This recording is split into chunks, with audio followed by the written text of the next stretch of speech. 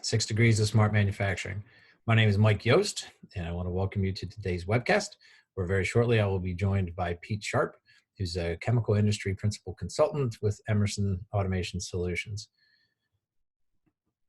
Before we bring Pete on, just wanted to give you a little bit of background on this webcast series we've been doing for some time now, what our aims are, and just a little bit of background. So a lot of people ask us why we talk about 6 degrees of smart manufacturing, and it's based on the notion that we're all just 6 degrees of separation from knowing every person on the planet. And when we look at how CESMII as an institute can work to get the knowledge required to make smart manufacturing a reality disseminated out to as many people as possible, we think that one of the best ways that we can do that is by connecting people, as many people as possible, to share their experiences and their perspectives. So we have a regular webcast series where we're bringing people on to share their experiences and learn from each other. And Pete will be another valuable contributor for us in our quest here to connect people with the knowledge they need within our domain. Before we start jumping into the content directly, I just want to let you all know a little bit about the Zoom webinar platform that we use. First of all, your microphones will be muted throughout the webcast, so you will not be able to speak, but you will be able to ask questions. And so there's either a Q&A panel, which you can find in the Zoom platform. You can click on that, enter a question in there. We'll see if we have time to get to it. Or separately, if you don't want to use that route, you can email me, mike.yost@cesmi.org, and we'll respond by email. Any questions that are asked that we don't get to through the Q&A panel will be responded by email. Just a couple other things. As I mentioned, this is a 20-minute moderated conversation, and you should be seeing both me and Pete right now in a window. Those are the thumbnails. If you don't like the way the thumbnail is positioned on your screen, if you cursor over those thumbnails, it gives you a bunch of different options of what you can do to minimize or move those thumbnails around. So lastly, the event itself is being recorded, and we will be posting this online as we have with all of the events. And we'd like to continue the discussions online with people to keep this dialogue going. So with that, I will get out of the way and welcome our guest. As I mentioned, Pete Sharpe is chemical industry principal consultant with Emerson, where he supports their sales organization, where he's got a ton of experience, a thought leader for the chemical industry customers and deploying industrial IoT solutions. You can see from his experience that he's been in the industry since the late 1970s, working with organizations like Exxon and AspenTech and Emerson, and very steeped in the realities on the ground, and will have, I think, certainly valuable insights to share with us. So Pete, thank you for joining us here today. And I'm going to get out of the way by simply asking you the question that I ask everybody, which is, could you share with us what smart manufacturing looks like to you? For sure. Thank you, Mike. I'm happy to be here today. For me, smart manufacturing, when you talk about smart manufacturing, there's another term that's been kicked around in the industry a lot, and that's digital transformation. And fundamentally, what we're trying to do there is move what we've used to do manually to more of a digital kind of approach. And if you look at the initiatives that that companies are taking to achieve some of their goals, if you should switch to the next slide, Mike, I can highlight some of the. If you look at where companies are trying to go with this digital transformation technologies, we've kind of categorized into 4 different main areas of what they're trying to do. First of all is trying to eliminate people from hazardous areas, right? So increasing your safety, eliminating the exposure to potential hazardous chemicals, automating some of the processes which are hazardous, like starting up a furnace, for example. Those kinds of things are the kinds of things that help keep people safe. Second area is around eliminating manual activity. So what used to be collected on a paper or clipboard walking around in the field, we can now stream those measurements directly to a system and do some analytics and actually do analysis on that data as opposed to just collecting it. Now, the third area is around eliminating paper. So things that we used to, again, collect logs, electronic logs, and those kinds of things, they facilitate improving the production of your personnel, your efficiency. And then the last one is enabling people to make some better decisions, right? Getting the information that you need to make good decisions is the other kind of area where people are investing in some digital transformation kind of technologies. So that's, if I look at what people are trying to do and where we're going with the smart manufacturing, these kind of represent the kind of overall goals of what we're trying to do. Yeah, I think this is a great way to look at it, and I think if we take into consideration sort of where we've come from, excuse me, and conversation throughout the years about what is the role of automation, and are we going to automate people out of manufacturing and all that kind of stuff. Everything that's listed here is really listed to help the people, right? And I like your final point there about enabling people to make decisions, right? Keeping people safer by keeping them out of hazardous areas, right? We're eliminating tasks to let people use their time more effectively in more productive and more meaningful tasks, and certainly eliminating paper brings along a whole slew of value there as far as eliminating the time to enter things and the errors that come with putting things down and transposing them and making decisions on them and things like that. So maybe any insights there as far as how much this is geared toward helping the people within the business? I mean, obviously that's the whole idea, right? Is to improve your productivity of your staff and personnel as well as your assets, right? So keeping things running smoothly. If you look at those technologies that are listed there, again, these are, I mean, a lot of these have been around for a long time. And so the question is what's new, right? And the main, I think, thing that has changed is the ability to dramatically increase the amount of sensors and information that you can bring in at a very low cost, right? So all the wireless technologies that have been introduced in the last, say, decade has changed what is possible to do with online measurements, right? So now I can stick on a wireless vibration sensor and get it reading in the vibration sensor analytics system within a matter of hours, right? It doesn't take days and running wires and conduits and that kind of stuff. So that's what's really changed, is the ability to bring in external information into the system fairly easily and at a low cost. Right. Well, we certainly see that, and I think part of the I guess the challenge that we face overall as an industry, and certainly CESMII from an ecosystems perspective, is that people have innovated and continue to innovate. I mean, that's really what manufacturers do, right? That's what vendors and solution providers and systems integrators do, right? They're problem solvers. They go to solve problems.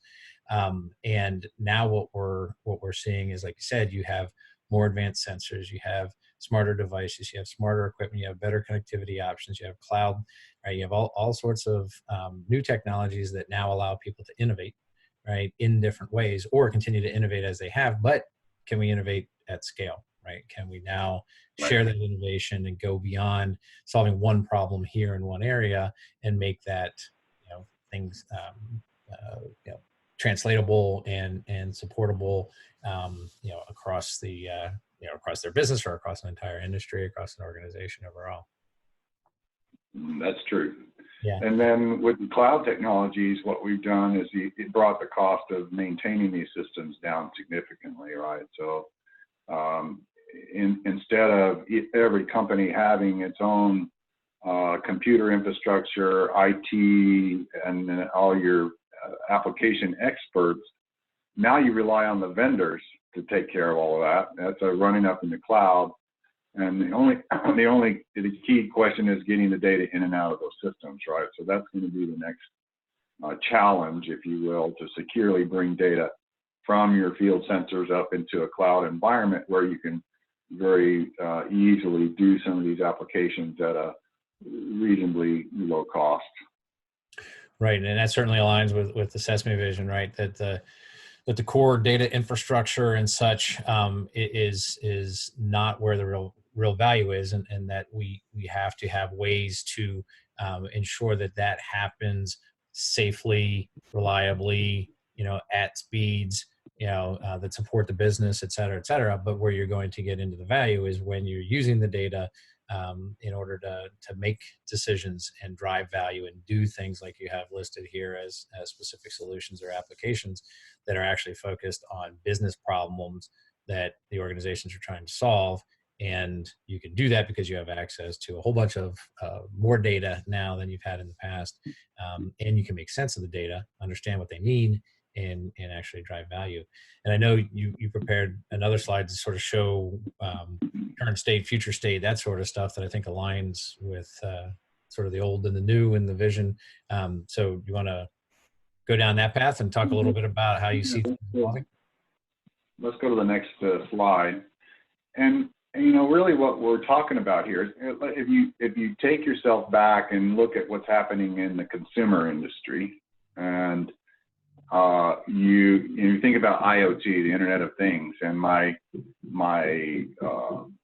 security system, my sound system, even my refrigerator, I can look in and see what's in there. So all of that is connected to the internet, and everything has its own app, which is a little bit irritating. And so what CESMII is trying to do is trying to help resolve that, right? Where if you think about where we're going with this thing, longer term, our sensors will be little web servers, right? And in fact, we'll be talking Wi-Fi to your phone, and you can look at your phone and see what the measurement is reading in the field. It will also talk directly to the internet, right? And so we're talking about putting in edge gateways that have smart sensor connectors that will automatically transfer that out without touching the IT infrastructure of the customer, right? So it's going directly from the sensor to the cloud. And what that does is it eliminates a lot of what traditionally we've referred to as the Purdue model, with a bunch of the different layers from level 1 to level 5 and all the firewalls and all the issues you have with communicating between those layers. That all goes away. And so fundamentally, our IT and OT organizations will have to come together because, ultimately you're talking directly from the field up to the cloud, and all the cybersecurity issues and those kinds of things have to be addressed as part of that solution. And so if I look at where CESMII is going, again, my view is it's very consistent with this kind of an architecture. And what CESMII provides is the cloud platform whereby multiple applications can communicate with field devices easily without having to address all of the IT infrastructure issues that you have with the Purdue model in the traditional sense. Yeah, well, certainly. That's certainly the vision from a assessment perspective, that this will scale, that all the work, the historical model of the different layers, the different firewalls, the different communications requirements, all of the different pieces, parts of stitching together the connectivity, and the amount of work that it takes to get the data ready to be consumed is just staggering, right? I mean, it's an inhibitor to innovation. It's an inhibitor to being able to solve problems at scale, and that's certainly the vision of moving that. Moving out the cost, moving out the complexity, and putting things in a place where people can just focus on, what is the value that they're looking to bring to the organization, and solve problems at scale, and get out of the technology discussion. And maybe just to touch a point on this, from your perspective, your experience as we bring these worlds together, right? You're talking about technology providers and manufacturers who are domain experts in their processes and in the products that they're making and in the customers that they're serving and things like that. And maybe talk a little bit about the level of trust that it takes, or the evolution of the partnering here between the manufacturers and the solution providers or the technology providers, because this is a lot of stuff to take in. And again, manufacturers don't want to be software companies. They want to build their products, right? And so maybe talk a little bit from your perspective of how you're seeing the marketplace. Are they putting more trust in working with an organization like yours to say, help us figure this out from an architecture perspective, from a cybersecurity perspective, from an existing infrastructure, future needs perspective? I would say we still have our challenges ahead of us, right? There are still significant concerns about cybersecurity when I start moving stuff up to the cloud. And even in some of the pilot projects we've been doing with CESMII, the IT organization and their comfort level with moving proprietary plant data up into a cloud environment is still not there yet, right? I mean, we're still kind of inexperienced, and I can't point to a whole lot of, at least in the CESMII case, a whole lot of users that are doing this yet, right? So again, I think that's still a challenge. We still have to gain the confidence of the IT organizations that we have it covered. And I see that as an open issue that CESMII is going to still have to address. And particularly when you're talking about, the vision, if you will, is I'm going to be on the marketplace. I'm going to be able to say, oh, I want to monitor a pump. I can click on this pump monitoring app from Emerson. I can fill in all the tag names and things I want. But as soon as I push the button to say, okay, download this executable to my edge server and let it connect to my data sources in my plant, that's where I think you're going to have heartburn with the IT guys. So have we solved that problem yet? No. I still think that's a challenge that's still ahead of us. Is it manageable? I think so. Again, I think the IT guys that are smarter than me, that know about how cybersecurity systems should be set up and how to protect and do penetration testing and all that, I think they'll solve the problem.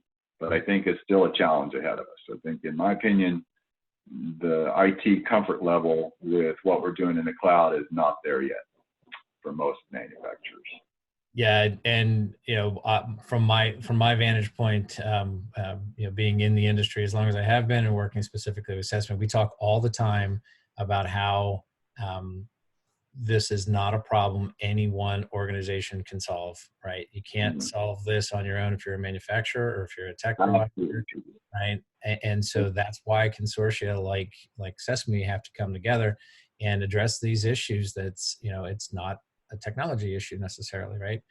Or it is, or is a component of it that is technology centric. But if you can ensure that you meet the security requirements, then you're getting into data ownership and all sorts of issues that need to be addressed and worked through. And I warned you that we were going to quickly go through our time here because only asking for 20 minutes. So I know you had another slide on best practices and key learnings and stuff. And I'll put it up just for a second in case anybody watching this wants to pause and learn from this. But we have about 30 seconds or so left here. If you could just maybe give everybody Pete's perspective, back to the main question at the top. What does smart manufacturing look like to you? How would you sum that up in a short, concise message? Okay, smart manufacturing is all about digitalizing things, right? And making things which used to be manual or used to be analog come in with a digital environment. And again, this slide basically is addressing some of the things that I think we've learned via the CESMII experience. In my opinion, the most important thing is know where you're going. What's your use case? exactly. What is it that we're trying to do that's going to have an impact on your key performance indices so that you can say, I was successful with this project, right? So, you know, in my opinion, that is absolutely the most critical thing. Know where you're going, and then you can get support for it, right? So your ownership and executive commitment, you got to have a champion, you got to have funds, and then involve the right resources, right? It's not a one-man show. It involves everything from IT to operations to engineering to reliability, control systems, instrumentation, and technical. So again, that's kind of my overall lessons that I'd suggest. And I would say that that's very consistent with what we hear from others who have answered the question as well. Make sure you know where you're going, what your problem you're trying to solve. If you're not trying to solve a problem, you're really not talking about smart manufacturing. And it's Exactly. that. So appreciate that greatly. And again, apologize for cutting the conversation short. Really appreciate you sharing your expertise with us, Pete. I would encourage everybody to continue to engage with us. If you would like to be a guest, please email. If you have topics you'd like to see covered or people you'd like to see join here and share their perspectives, please let us know.